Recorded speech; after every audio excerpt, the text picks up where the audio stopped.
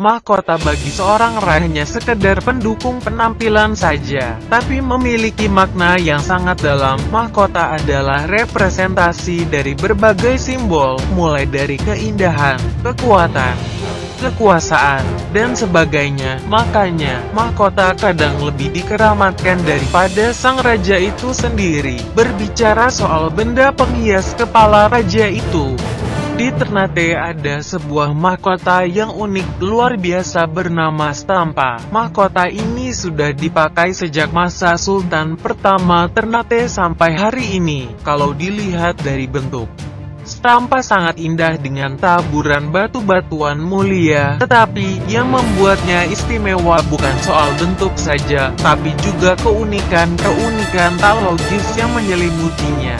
Tak hanya bebatuan mulia serta lempeng-lempeng emas, salah satu atribut unik dari mahkota ini adalah terdapatnya rambut di sana. Hal yang menarik dari rambut mahkota ini adalah ia bisa tumbuh memanjang. Mahkota adalah benda mati, makanya keanehan ini bisa dibilang sangat tak wajar, tapi ini memang benar-benar terjadi.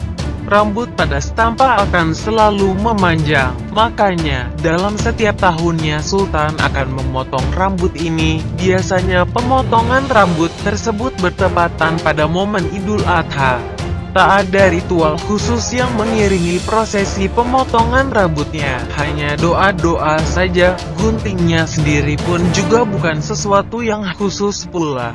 Stampa bisa dibilang adalah simbol kebesaran Kesultanan Ternate, maka tak heran kalau benda ini dijaga dengan sangat ketat. Menurut salah satu tokoh di sana, Stampa hanya boleh dipegang oleh Sultan dan satu orang penjaganya. Tak hanya itu, proses penyimpanannya sendiri juga sangat ketat. Mahkota ini disimpan di sebuah kamar yang ada di ruangan raja. Kamar ini bernama Puji. Di dalam kamar Puji, mahkota akan diletakkan dalam sebuah kotak kaca yang berukuran sekitar 50 cm. Mahkota ini sendiri sangat jarang dipakai, makanya Stampa lebih banyak menghabiskan waktunya di dalam kotak tersebut. Tak hanya disimpan dan diawasi oleh penjaga termasuk raja, mahkota ini konon juga dijaga oleh makhluk gaib. Tak diketahui makhluk gaib macam apa yang melindungi Stampa, tapi masyarakat sangat mempercayai hal tersebut. Sebenarnya memang agak susah dipercaya jika Stampa dijaga oleh makhluk gaib, mengingat secara visual tak bisa kelihatan. Tetapi, yang jelas sejak dulu mahkota ini tak pernah sekalipun hilang. Mungkin itu bisa jadi salah satu bukti jika memang ada sesuatu yang lain menjaga mahkota ini, meskipun mahkota adalah atribut yang lekat dengan sosok raja. Namun Stampa sendiri sangat jarang digunakan. Ia hanya dikeluarkan dari kotak jika terjadi momen-momen penting menyangkut Kesultanan Ternate. Salah satunya adalah pemilihan raja dan ratu yang baru. Jadi, ketika ada calon raja baru, ia diharuskan untuk memakai mahkota satu ini. Jika pas dan nyaman, maka ia akan terpilih jadi raja. Jika terlalu longgar atau bahkan tak muat di kepala, maka dipastikan ia bukanlah seorang raja. Tanda lain seseorang tak terpilih jadi raja adalah ketika Stampa yang hendak dipakaikan tiba-tiba terjatuh tanpa disengaja. Selain untuk menentukan siapa rajanya, mahkota ini juga dipakai untuk memilih calon istri Sultan. Masih ingat dengan kisah mukjizat Nabi Musa yang membelah Laut Merah dengan tongkatnya? Jika teman-teman menganggap kisah tersebut hanya merupakan dongeng belaka, sekarang mari kita simak uraian berikut ini. Seorang arkeolog bernama Ronwat pada akhir tahun 1988 silam mengklaim bahwa dirinya telah menemukan beberapa bangkai roda kereta tempur kuno di dasar Laut Merah. Menurutnya, mungkin ini merupakan bangkai kereta tempur Parao yang tenggelam di lautan TSB saat digunakan untuk mengejar Musa bersama para pengikutnya. Menurut pengakuannya, selain menemukan beberapa bangkai roda kereta tempur berkuda, Wat bersama para krunya juga menemukan beberapa tulang manusia dan tulang kuda di tempat yang sama.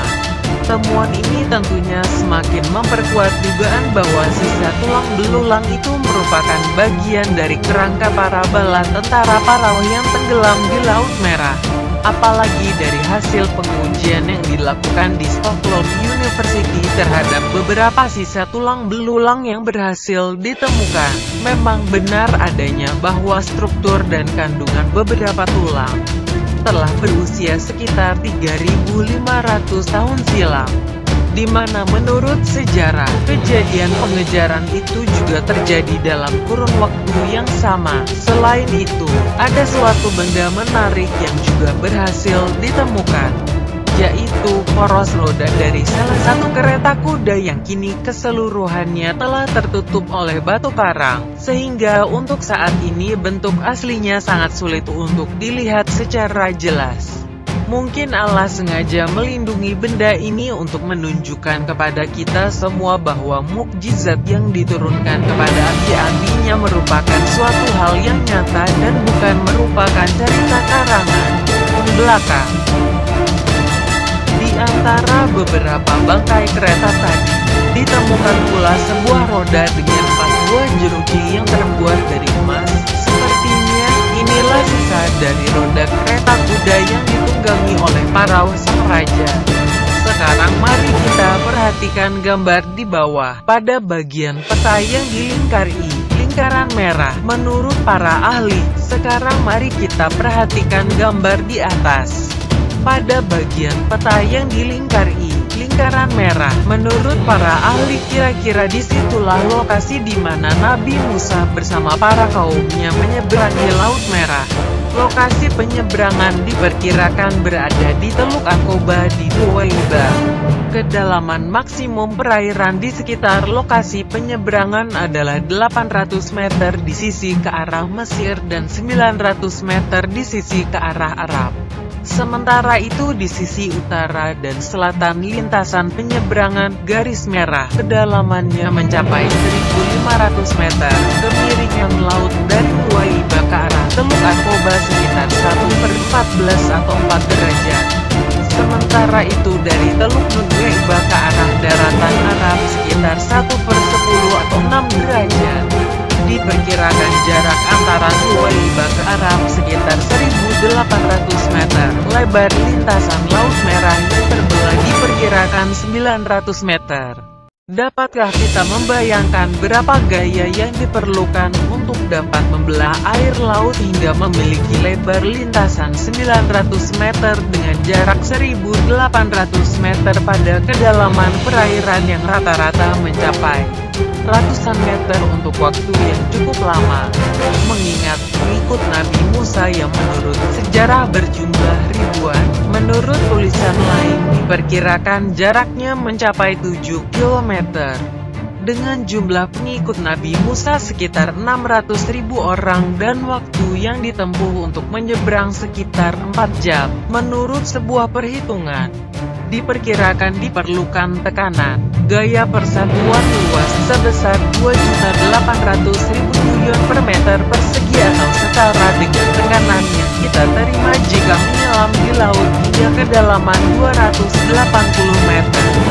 Jika kita kaitkan dengan kecepatan angin menurut beberapa perhitungan, setidaknya diperlukan hembusan angin dengan kecepatan konstan 30 meter detik 108 km per jam sepanjang malam untuk dapat membelah dan mempertahankan belahan air laut tersebut dalam jangka waktu 4 jam. Sungguh luar biasa. Allah Maha Besar, penyelam yang menemukan bangkai kereta dan roda. Inilah kota legendaris yang tenggelam di dasar Laut Mediterania 1.200 tahun silam. Kota ini berabad-abad hanya menjadi legenda, sebelum akhirnya ditemukan pada tahun 2000, Tony Sierra Leone. Inilah kota legendaris yang tenggelam di dasar Laut Mediterania 1.200 tahun silam. Kota ini berabad-abad hanya menjadi legenda, sebelum akhirnya ditemukan pada tahun 2000. Kota ini ditemukan dalam sebuah survei di pantai utara Mesir, sejak awal abad ke-20. itu, peneliti sedikit demi sedikit menguak bagian demi bagian kota yang pernah hilang itu. Arkeolog bawah laut Frank Godio dan timnya menemukan kota ini setelah melakukan penelitian selama 3 tahun. Menurut dia, penemuan ini merupakan awal untuk mengungkap kota Tunis Heraleon secara utuh.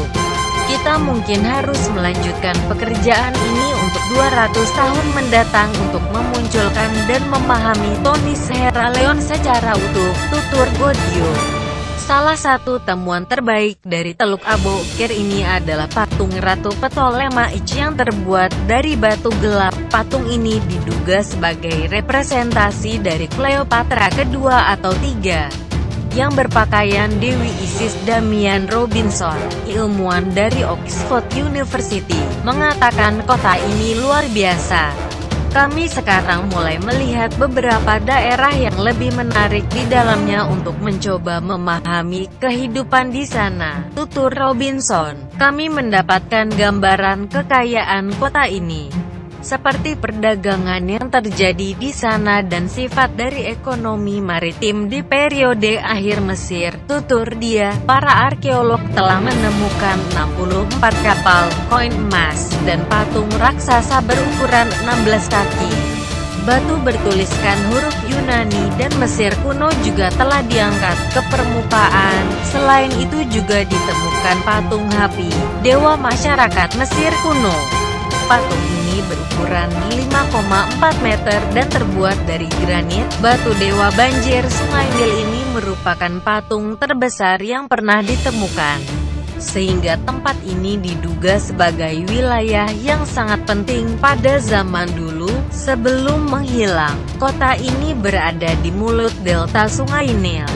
Hingga kini para ilmuwan masih belum tahu pasti apa yang menyebabkan kota yang dibangun pada abad ke-8 sebelum Masehi ini tenggelam sekitar 1200 tahun silam.